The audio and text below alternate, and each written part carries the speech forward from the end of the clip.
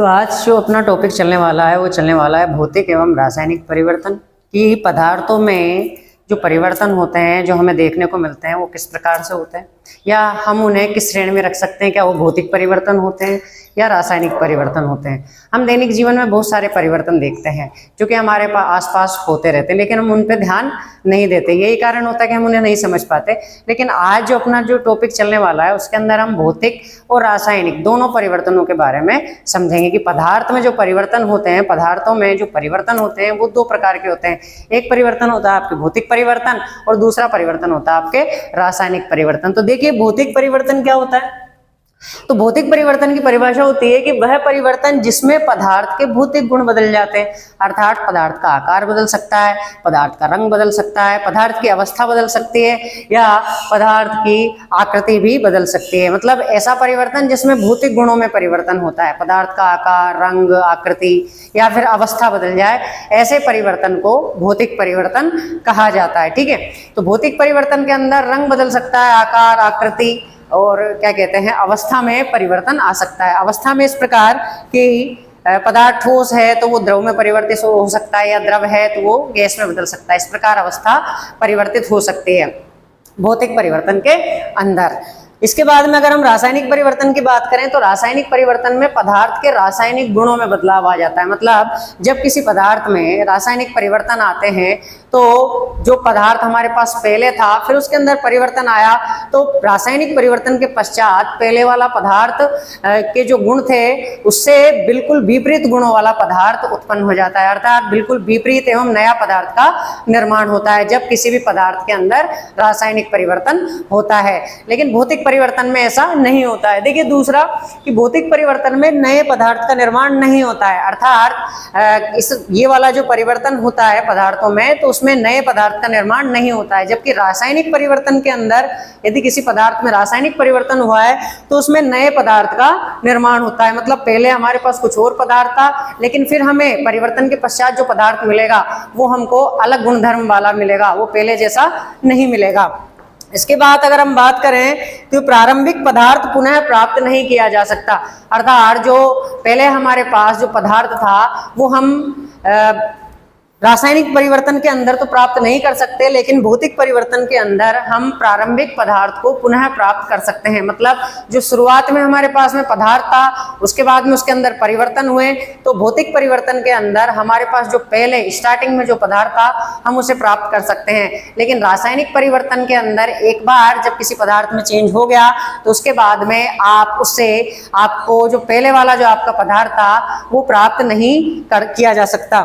इसके बाद में हम बात करें तो भौतिक परिवर्तन जो होता है वो अस्थायी होता है। परिवर्तन होता है भौतिक परिवर्तन जो होता है वो अस्थायी होता है, अर्थात परमानेंट नहीं होता है। ठीक है, ये अस्थायी होता है, इसको आप दोबारा से पुनः बदल सकते हैं। लेकिन जो रासायनिक परिवर्तन है ये पूर्णतः स्थायी होता है। यदि किसी पदार्थ में रासायनिक परिवर्तन हुआ तो वो एक ही बार होता है। ठीक है, उसके बाद में जो नया पदार्थ होता है वो अलग रासायनिक गुणधर्मों वाला आपको प्राप्त होता है। अगर इसकी बात करें कि कागज का फटना, अब देखिए यदि कागज फट जाए तो कागज फटेगा तो उसकी आकृति में बदलाव आएगा, उसके आकार में बदलाव आएगा, लेकिन वो रहेगा कागज ही।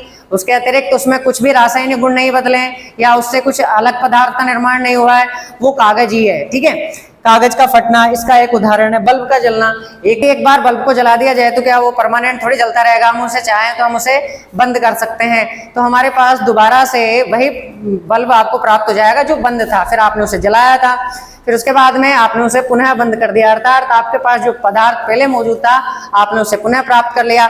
इसके बाद की अगर हम बात करें कि मोम का पिघलना, यदि आप मोम को पिघलाते हैं तो आप उस मोम को पिघलाते हुए पुनः इकट्ठा कर सकते हैं और उससे दोबारा से मोमबत्ती बनाई जा सकती है। तो मोम का पिघलना भी आपके भौतिक परिवर्तनों में आता है। साथ में अगर हम बात करें बर्फ का पिघलना, तो आपको पता है कि जो बर्फ होती है वो ठोस अवस्था में होती है। जब तक आप पानी है आपके पास, मान लीजिए आपके पास पानी है और यदि आप उसका टेम्परेचर चेंज कर देंगे तो कहाँ जाकर के उसको हम फ्रिज में यदि स्टोर करें तो वो बर्फ में बदल जाएगी। ठीक है, तो हम उसका अवस्था में परिवर्तन कर सकते हैं क्या, लेकिन क्या दोबारा हम बर्फ से पानी नहीं बना सकते क्या?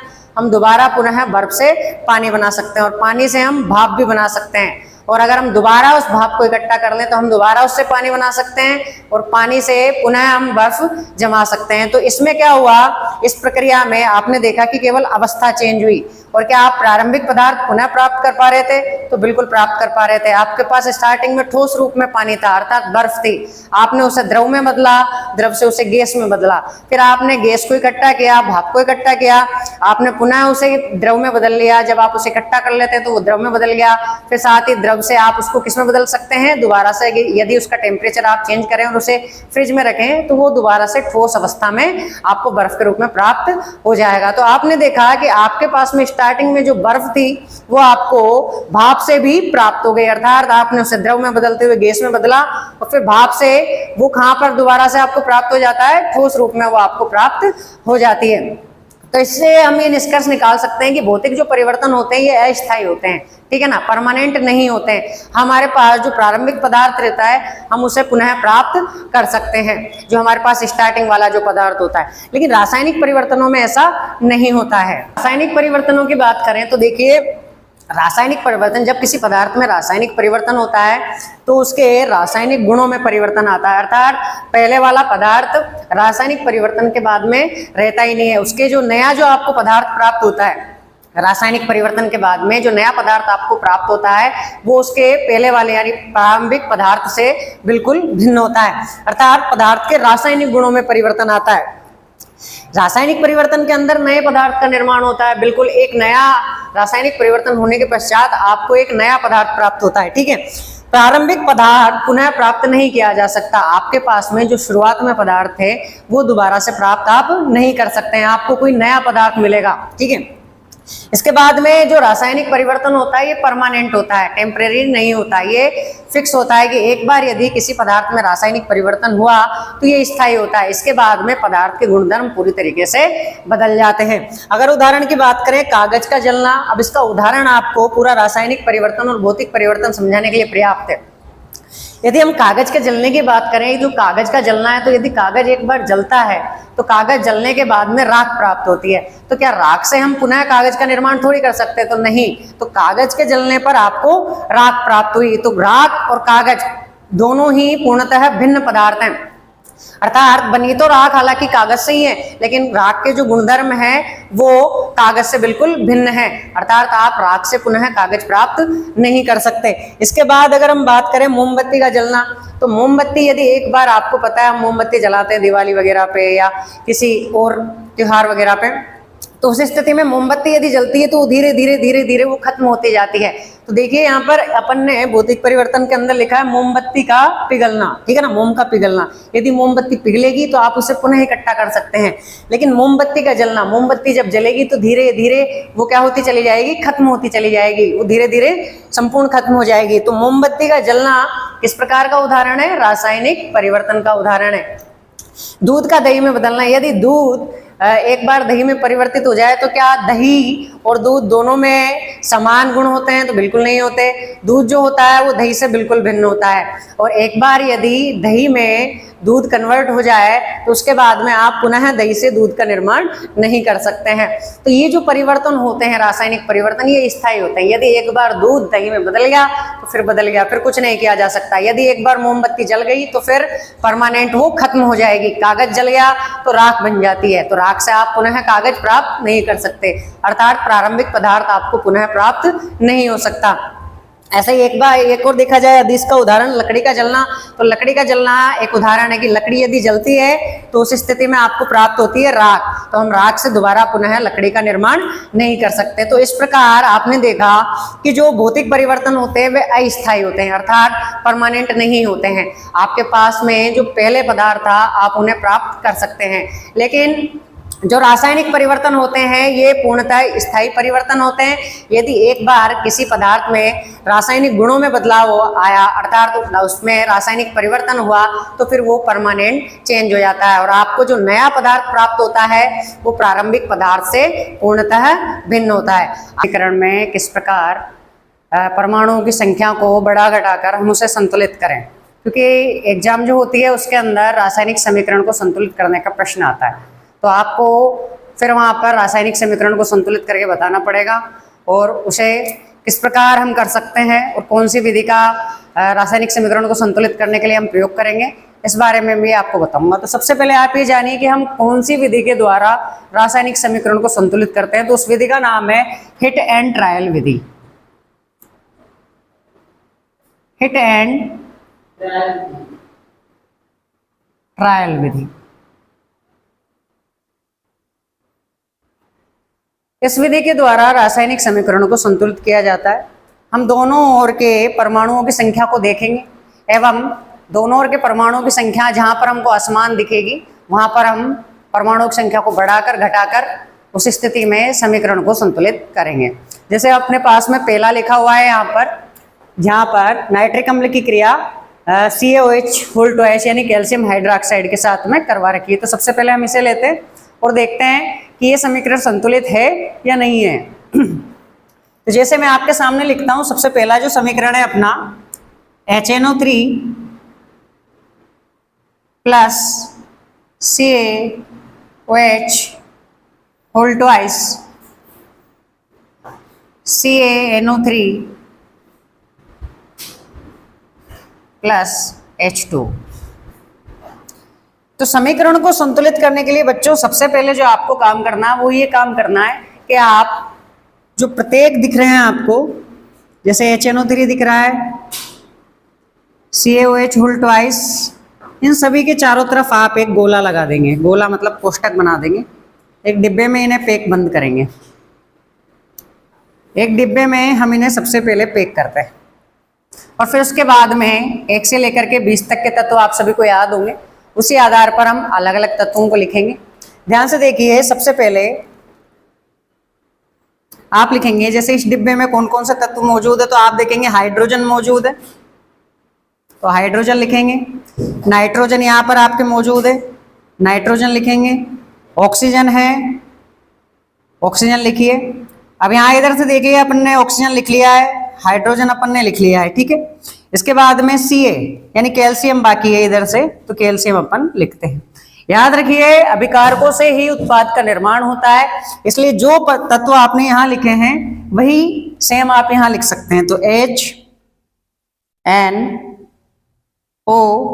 और Ca।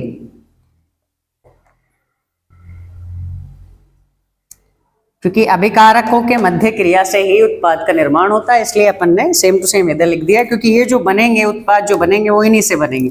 ध्यान से देखिए, अपन प्रत्येक की संख्या को देखते हैं। तो हाइड्रोजन आपको एक तो इस वाले डिब्बे में नजर आ रहा है और 2 इस वाले डिब्बे में नजर आ रहे हैं। तो आपके पास में हाइड्रोजन टोटल हो गए 3।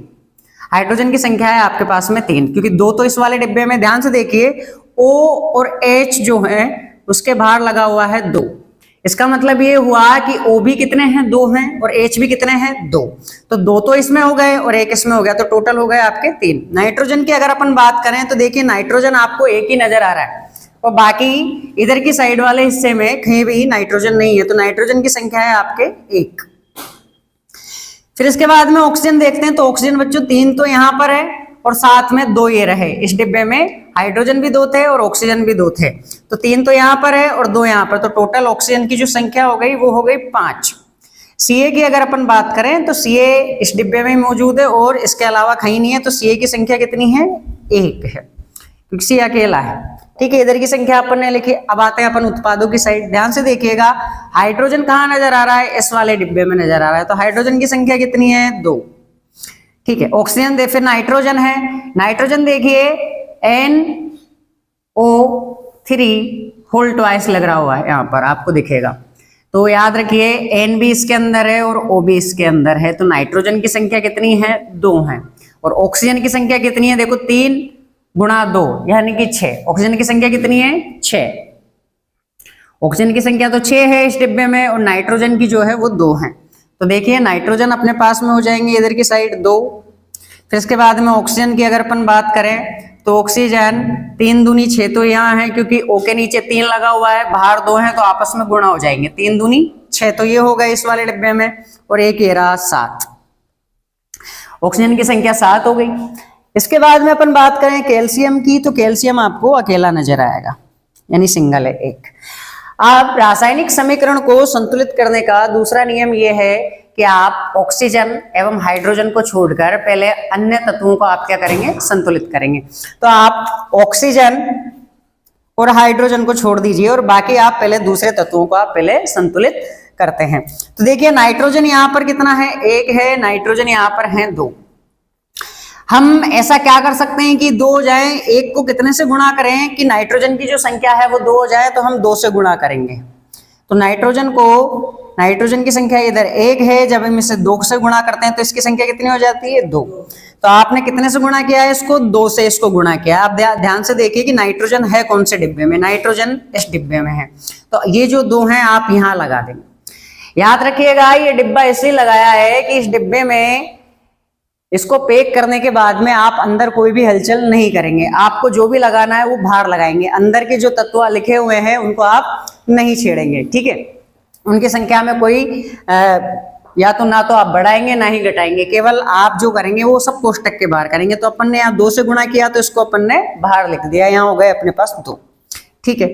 नाइट्रोजन इधर भी 2 हो गए और इधर भी 2 हो गए, यानी कि संतुलित हो गया। पर ध्यान से देखिए इस वाले डिब्बे में हाइड्रोजन भी मौजूद है और ऑक्सीजन भी मौजूद है। अब जब आपको पता है कि कोष्टक के बाहर यदि 2 हो और कोष्टक के अंदर कोई संख्या हो तो वो आपको पता है उससे गुणा होती है, मतलब जो 2 जो बाहर हैं वो 3 से गुणा होगा तो कितने हो जाएंगे, 6।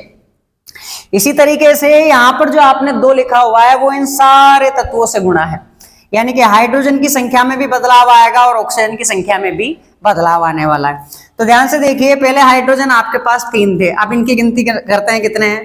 ध्यान से देखो तो हाइड्रोजन है 2, इस वाले डिब्बे में तो हाइड्रोजन 2 हो गए, साथ में इस वाले डिब्बे में भी हाइड्रोजन कितने हैं, 2 हैं। तो हाइड्रोजन की संख्या अब कितनी हो चुकी है, 4। जैसे ही आपने 2 आगे लगाया ये पूरा का पूरा कोष्टक गुणा हुआ और पूरा का पूरा कोष्टक गुणा हुआ तो इसके अंदर जो जो भी मौजूद है वो सब गुणा हुए। तो हाइड्रोजन पहले अकेला था और इधर 2 थे, तो टोटल 3 थे, लेकिन अब यहाँ पे 2 लग जाने की वजह से 2 और 2 4 हो गए, हाइड्रोजन की संख्या में बदलाव हुआ। और इसके अलावा कौन सा तत्व मौजूद है, तो ऑक्सीजन मौजूद है। अब ध्यान से देखिए ऑक्सीजन पहले 3 ही थे, लेकिन अब 2 से गुणा होगा क्योंकि अंदर जितने भी हैं वो सब गुणा होंगे। तो ऑक्सीजन 3 है और बाहर 2 है, तो टोटल ऑक्सीजन की संख्या हो गई 6। प्लस यहाँ देखिए O और H, O मौजूद है यहाँ पर, तो O के बाहर कितना लगा हुआ है, 2 लगा हुआ है, तो टोटल ऑक्सीजन कितने हो जाएंगे आपके, 8 हो जाएंगे। तो ऑक्सीजन की संख्या अब आपके हो चुकी है 8, ठीक है। इसके अलावा और कोई तत्व मौजूद नहीं है, नाइट्रोजन को अपन ने संतुलित किया ही था, ठीक है। इतना करने के बाद देखिए इसके बाद में नाइट्रोजन हमारा मौजूद है। अब कैल्शियम की अगर बात करें तो कैल्शियम की संख्या इधर 1 है और इधर भी 1 है, मतलब ये तो पहले से ही क्या है, संतुलित है, मतलब इनकी संख्या को आपको बढ़ाना या घटाना नहीं है। अब बात करते हैं अपन, आते हैं हाइड्रोजन पे। हाइड्रोजन जो है वो है 4 और इधर है 2, तो अब इधर की साइड अपन को बढ़ाना पड़ेगा क्योंकि अपन बढ़े हुए को तो घटा नहीं सकते। तो 2 को अपन कितने से गुणा करेंगे, 2 से, तो कुल मिला के कितने हो जाएंगे, 4। अब ध्यान से देखिए कि हाइड्रोजन मौजूद कौन से डिब्बे में, तो हाइड्रोजन यहाँ पर मौजूद है। तो हाइड्रोजन जब यहाँ पे मौजूद है आपने कितना से गुणा किया, 2 से, तो इस डिब्बे के बाहर आप लगा देंगे 2, तो हाइड्रोजन हो गए आपके 4। और इस डिब्बे के अंदर हाइड्रोजन के अतिरिक्त ऑक्सीजन भी मौजूद है, तो ऑक्सीजन की संख्या में भी बदलाव आने वाला है। तो अब गिनते हैं अपन, देखो 3 दूनी 6 ऑक्सीजन तो यहाँ पर थे, साथ में 2 ऑक्सीजन अब यहाँ पर हो चुके हैं, तो ऑक्सीजन की संख्या 6 और 2 कितनी हो चुकी है, 8 हो चुकी है।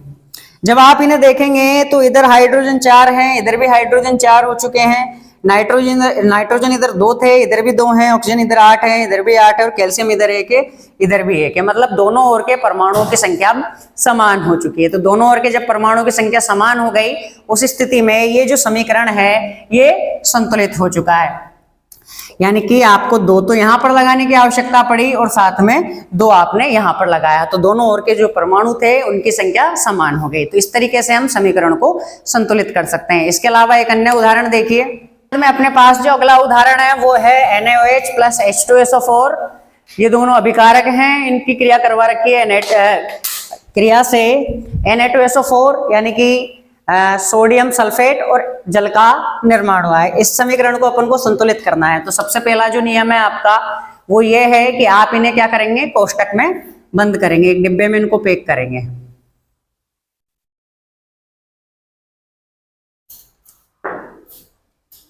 सबसे पहला काम आपने किया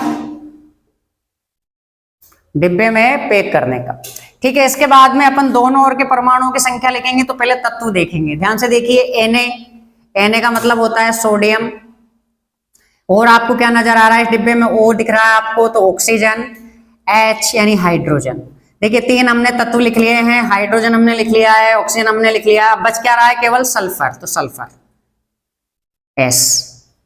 जो इधर आएंगे वो इधर आने वाले हैं, तो NaOH और S, यानी सोडियम, ऑक्सीजन, हाइड्रोजन और सल्फर। तत्वों की संख्या देखते हैं, तो ध्यान से देखिएगा, Na यहाँ पर 1 है, इसके अतिरिक्त इधर वाले डिब्बे में Na नहीं है। इसके बाद में ऑक्सीजन की बात करें तो ध्यान से देखो, इस डिब्बे में 1 ऑक्सीजन मौजूद है और साथ में इस वाले डिब्बे में 4 ऑक्सीजन मौजूद हैं, तो 4 और 1 कितने हो जाएंगे, 5। हाइड्रोजन की अगर अपन बात करें तो 1 इस डिब्बे में मौजूद है, 2 इस डिब्बे में मौजूद है, तो हाइड्रोजन हो गए आपके 3। ठीक है, इसके अलावा सल्फर कितना है, सल्फर 1 है। यहाँ पर जो O है उसके नीचे 4 लगा हुआ है, इसका मतलब यहाँ पर ऑक्सीजन की संख्या कितनी है, 4, और 1 इस डिब्बे में थी तो अपन ने टोटल लिखा 5। लेकिन यहाँ पर जो सल्फर है उसके नीचे कुछ भी लगा हुआ नहीं है, केवल अकेला है, तो अपन ने लिखा सल्फर की संख्या 1। इधर की अगर अपन बात करें तो Na है अपने पास में, ध्यान से देखो इस वाले डिब्बे में केवल 2 हैं, तो 2 लिखेंगे, और कहीं है नहीं। ऑक्सीजन की बात करें तो बच्चों 4 तो ये रहे और 1 ये रहा, तो टोटल कितने हो गए, 5। हाइड्रोजन की अगर हम बात करें तो देखो H के नीचे कितना लगा हुआ है, 2 लगा हुआ है, इसका मतलब हाइड्रोजन कितने हैं, 2। इस वाले डिब्बे में है नहीं, इसलिए अपन लिखेंगे यहाँ पर 2। सल्फर की बात करें तो सल्फर इसी की तरह अकेला है। समीकरण संतुलित करने का नियम कहता है कि ऑक्सीजन और हाइड्रोजन को आप पहले छोड़ें और बाकी तत्वों को आप पहले संतुलित करें। तो ध्यान से देखिए, अगर हम Na की बात करें तो इधर तो Na 2 है, इधर Na 1 है, तो इस स्थिति में हम इस 1 को कितने से गुणा कर सकते हैं, 2 से, तो कितने आ जाएंगे, 2 आ जाएंगे। अब ध्यान से देखिए Na कौन से डिब्बे में, इस वाले में, आपने गुणा कितने से किया है, 2 से, तो आप कितना लगाएंगे यहाँ पर, 2। ठीक है, जैसे आपने 2 लगाया, Na की जो संख्या है वो 2 हो गई, लेकिन इसके अंदर मौजूद दूसरे तत्वों की संख्या में अब परिवर्तन आ गया है। तो ध्यान से देखिए, इस डिब्बे में और कौन से तत्व मौजूद है, तो ऑक्सीजन मौजूद है, तो ऑक्सीजन की संख्या इस वाले डिब्बे में अब हो चुकी है 2, पहले 1 थी, साथ में इस वाले डिब्बे में कितनी है, 4, तो ऑक्सीजन कितने हो चुके हैं, 4 और 2, पहले 5 थे, अब हो चुके हैं 6। इसके अतिरिक्त तो और क्या मौजूद है इस डिब्बे में, हाइड्रोजन मौजूद है, तो पहले हाइड्रोजन की संख्या यहाँ 1 थी, अब हो चुकी है 2, क्योंकि ये 2 पूरे के पूरे डिब्बे से गुना है, तो 2, साथ में इधर हाइड्रोजन 2 मौजूद है, तो टोटल कितने हो गए, हाइड्रोजन भी 4। ठीक है, और किसी भी चीज में बदलाव नहीं आएगा, क्योंकि अपन ने जो लगाया है 2 वो इस वाले डिब्बे के अंदर लगाया, और इसमें मौजूद कौन कौन से हैं, एक तो Na मौजूद है, O मौजूद है और H मौजूद है।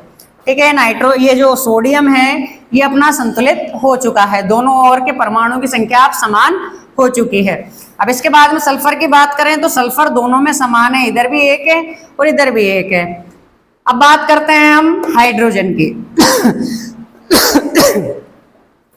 हाइड्रोजन इधर 4 है, इधर 2 है, तो 4 को हम 2 तो नहीं बना सकते, लेकिन 2 को हम कितने बना सकते हैं, 4, तो इसको अपन 2 से गुणा करेंगे तो टोटल हो जाएंगे 4। अब हाइड्रोजन देखिए कौन से डिब्बे में मौजूद है, तो इस वाले डिब्बे में आपका हाइड्रोजन मौजूद है। आपने गुणा कितने से किया है, 2 से, तो आप इस डिब्बे के आगे कितना लगा देंगे, 2। अब हाइड्रोजन 2 दूनी कितने हो गए, 4, लेकिन इसमें ऑक्सीजन भी मौजूद है, तो इस स्थिति में ऑक्सीजन की संख्या बदलेगी। तो देखो 4 तो इस वाले डिब्बे में ऑक्सीजन प्लस 2 इस वाले डिब्बे में है, तो टोटल ऑक्सीजन की संख्या कितनी हो जाएगी यहाँ पर, 4 और 2 6। अब देखते हैं अपन जो सोडियम है वो 2 हैं, दोनों तरफ ऑक्सीजन की संख्या 6 हो चुकी है, हाइड्रोजन 4 हो चुके हैं और सल्फर भी कितना हो चुका है, 1। तो इस प्रकार ये वाला समीकरण भी आपका संतुलित हो जाता है। और ये जो समीकरण है इनमें हम परमाणु की संख्या को बढ़ा घटा करके समीकरण संतुलित कर रहे हैं, और इस समीकरण को संतुलित करने के लिए जिस विधि का उपयोग किया जाता है उसका नाम है हिट एंड ट्रायल विधि। जैसे अपने पास में ये अगला समीकरण है, इसे अपन को संतुलित करना है, तो सबसे पहला जो आपको काम करना है वो करना है, इसके चारों तरफ एक डिब्बा बनाएंगे। एक डिब्बा बनाने का मतलब ये है कि आप इस डिब्बे के अंदर कोई हलचल नहीं करेंगे, जैसा है अंदर वैसा ही रहेगा। अगर आपको कुछ संख्या को बढ़ाना घटाना है तो आप बाहर संख्या लगा सकते हैं। ठीक है, दोनों ओर के तत्व लिखते हैं, तो इधर से लिखेंगे Na, फिर लिखेंगे अपन Cl, इधर लिखेंगे Ag, फिर N और फिर O। ठीक है, आपको पता है अभिकारकों से मिलकर के उत्पाद का निर्माण होता है, तो जो इधर तत्व लिखे हैं उन्हीं को इधर लिख दीजिए, NaCl, AgN और O। आइए अब अपन परमाणुओं की संख्या देखते हैं। देखिए Na इस डिब्बे में है और एक ही मौजूद है, तो Na की संख्या हो गई यहाँ पर एक, इसके अतिरिक्त कहीं नहीं है Na। Cl देखिए, Cl इसके अतिरिक्त दोनों डिब्बों में नहीं है, तो Cl की संख्या हो गई आपके एक। Ag आपके एक ही है, इसके अतिरिक्त कहीं नहीं है। N आपके एक है और O की संख्या जो है आपके कितनी है, 3, क्योंकि O के नीचे 3 लगा हुआ है। इधर देखते हैं Na यहाँ पर मौजूद है, Na की संख्या है आपके एक। Cl अगर देखें, Cl इस वाले डिब्बे में मौजूद है, इसकी संख्या भी आपके एक है। Ag देखेंगे तो Ag अतिरिक्त कहीं नहीं है, इस वाले डिब्बे में नहीं है, इसके अंदर है, तो Ag की संख्या आपके हो गई एक। नाइट्रोजन की बात करें तो नाइट्रोजन यहाँ पर मौजूद है, ये तो सोडियम हो गया Na और ये नाइट्रोजन है N, तो नाइट्रोजन की संख्या है एक और ऑक्सीजन के नीचे 3 लगा हुआ है, तो ऑक्सीजन कितने हो गए, 3। क्या दोनों ओर के परमाणुओं की संख्या समान है?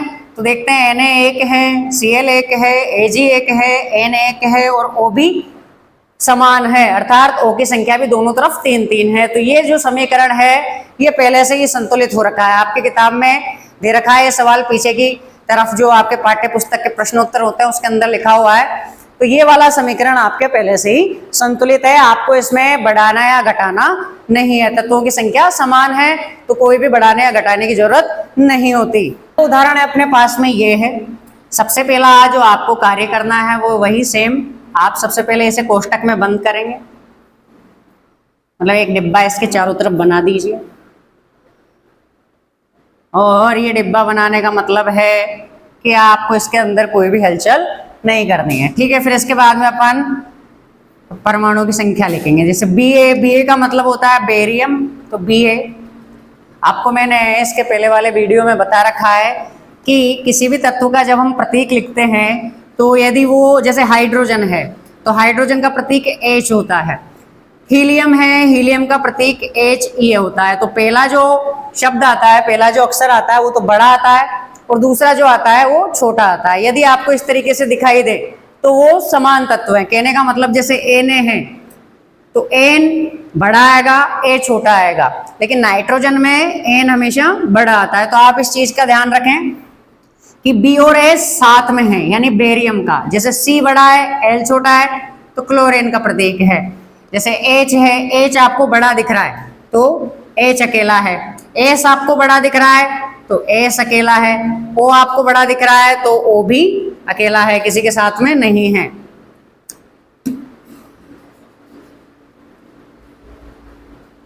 ऐसे कैसे ही इधर लिख लीजिए आप Ba, समान आने वाले हैं Cl, H, S और O।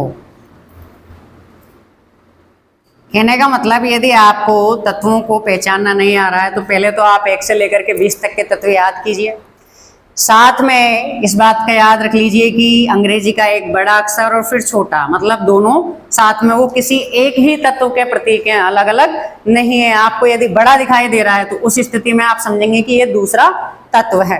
जैसे Ba है तो Ba की संख्या केवल Ba इस डिब्बे में मौजूद है, इधर नहीं है, तो याद रखिएगा Ba की संख्या है 1। इसके बाद में Cl की जो संख्या है वो इस डिब्बे में मौजूद है Cl, C और L, इसके नीचे 2 लगा हुआ है तो Cl की संख्या आपके हो गई 2। H की अगर हम बात करें तो H कितना है 2।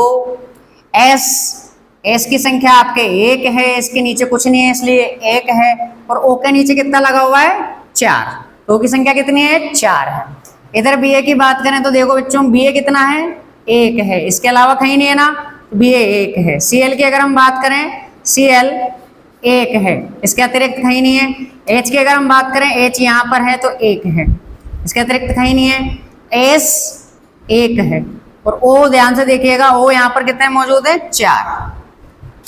समीकरण संतुलित करने की विधि कहती है कि पहले आप ऑक्सीजन एवं हाइड्रोजन को क्या कर दीजिए, हटा दीजिए और बाकी आप तत्वों को संतुलित कीजिए। तो ध्यान से देखिए, अगर हम Ba की बात करें तो Ba संतुलित है, पहले से ही दोनों की संख्या दोनों तरफ 1-1 मौजूद है। Cl की बात करें तो Cl इधर 2 हैं, इधर 1 है, तो हम इस 1 को 2 से गुणा कर सकते हैं, तो ये कितने हो जाएंगे 2। अब आप ये देखिए कि Cl है कहां पर, तो Cl यहां पर मौजूद है। अपन ने कितने से गुणा किया, 2 से, तो इस कोष्टक के बाहर अपन कितने लगा देंगे, 2। लेकिन इस कोष्टक में Cl के अतिरिक्त हाइड्रोजन मौजूद है, तो हाइड्रोजन की संख्या भी कितनी हो जाएगी, बढ़ जाएगी। तो पहले हाइड्रोजन अकेला था, अब 2 हो चुके हैं, तो हाइड्रोजन की संख्या 2 हो गई। ठीक है, अब ध्यान से देखिएगा, S दोनों तरफ समान है, Cl समान हो गया, Cl की संख्या दोनों तरफ समान हो गई, हाइड्रोजन 2 है, सल्फर 1 है और ऑक्सीजन की संख्या 4 है। तो यहाँ पर जैसे ही आपने 2 लगाया, वैसे ही ये पूरा का पूरा समीकरण संतुलित हो जाता है। तो इस तरीके से आप परमाणु की संख्या को बढ़ा घटा करके दोनों तरफ के परमाणु की संख्या आप समान कर सकते हैं। तो इसके पहले हमने रासायनिक समीकरण को संतुलित करना सीख ही लिया। अब हम जो है किसी भी रासायनिक समीकरण को लिखते समय आपको कुछ सावधानियां बरतनी पड़ेगी, या फिर जब भी आप रासायनिक समीकरण को लिखेंगे तो उसमें आपको उनकी भौतिक अवस्थाओं को दर्शाना पड़ेगा कि जो जैसे किसी भी रासायनिक समीकरण में जो भी पदार्थ का निर्माण हुआ है, जो अभिकारक है या जो उत्पाद हैं, वो जिस भी अवस्था में होगा, वो ठोस है तो आपको उसके लिए S दिखाना पड़ेगा, यदि वो द्रव है तो आपको उसके लिए L दिखाना पड़ेगा, यदि वो गैसीय अवस्था में है तो उस स्थिति में आपको G दिखाना पड़ेगा, और साथ ही यदि वो जलीय विलयन में मौजूद है तो आप उसके लिए AQ दिखाएंगे। तो आप किसी भी रासायनिक समीकरण को लिखते समय अभिकारक एवं उत्पाद, इनकी जो भौतिक अवस्थाएं होंगी उनको आपको लिखना पड़ेगा। जैसे अभिकारकों व उत्पादों के गैस, ठोस या द्रव, या फिर वो जलीय विलयन में होगा, अर्थात पानी में घुला हुआ कोई पदार्थ आपको प्राप्त हुआ, तो जलीय विलयन अवस्थाओं को क्रमशः गैस को तो आप G से दिखाएंगे, साथ में ठोस को आप S से, क्योंकि S का मतलब होता है सॉलिड, तो आप ठोस को S से दिखाएंगे।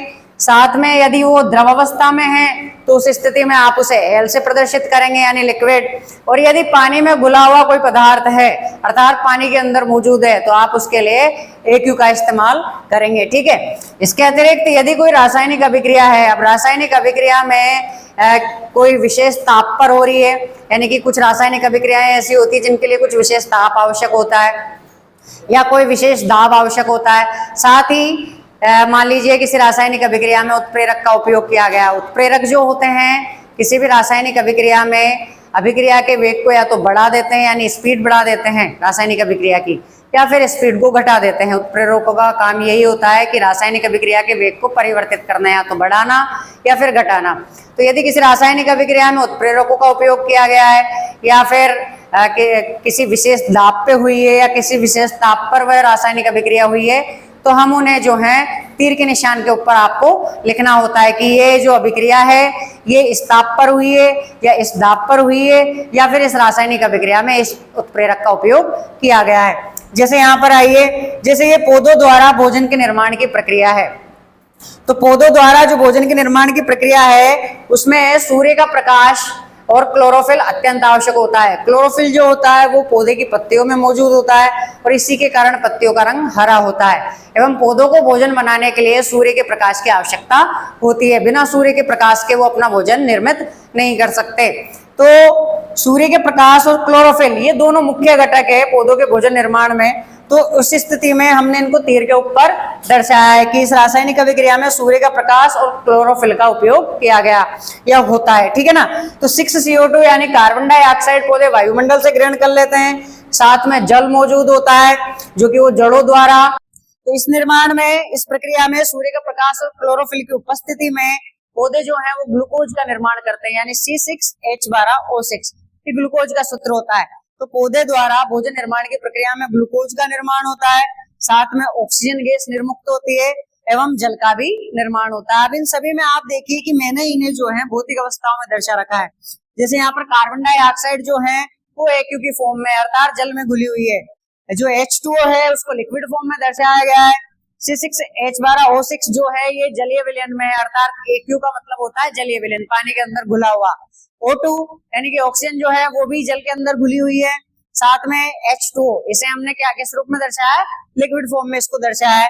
ऊपर वाली जो रासायनिक अभिक्रिया हम उसमें देखिए, जब आयरन की क्रिया जल से करवाई जाती है तो उस स्थिति में आयरन ऑक्साइड का निर्माण होता है और हाइड्रोजन गैस निकलती है। तो उस स्थिति में देखिए जो Fe है आपके पास में, जो आयरन है उसको अपन ने सॉलिड फॉर्म में दर्शाया है, जल को अपन ने गैसीय अवस्था में। यहाँ पर जो जल है यदि वो गैसीय अवस्था में है, इसका मतलब ये हुआ कि ये जो रासायनिक अभिक्रिया हुई है ये भाप से हुई है, मतलब इसके अंदर जल जो था वो भाप के रूप में मौजूद था।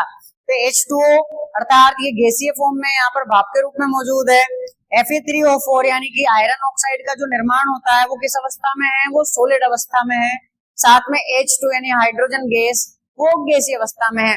तो किसी भी रासायनिक समीकरण को लिखते समय आपको इन चीजों का ध्यान रखना पड़ेगा, अर्थात अभिकार को एवं उत्पादों को उनकी भौतिक अवस्थाओं में आपको दर्शाना पड़ेगा। एवं यदि किसी रासायनिक अभिक्रिया में ताप, दाब या उत्प्रेरक, यदि किसी विशेष ताप, विशेष दाब या उत्प्रेरक की उपस्थिति में वह रासायनिक अभिक्रिया हुई है तो उस स्थिति में आप उन्हें तीर के निशान के ऊपर लिखते हैं।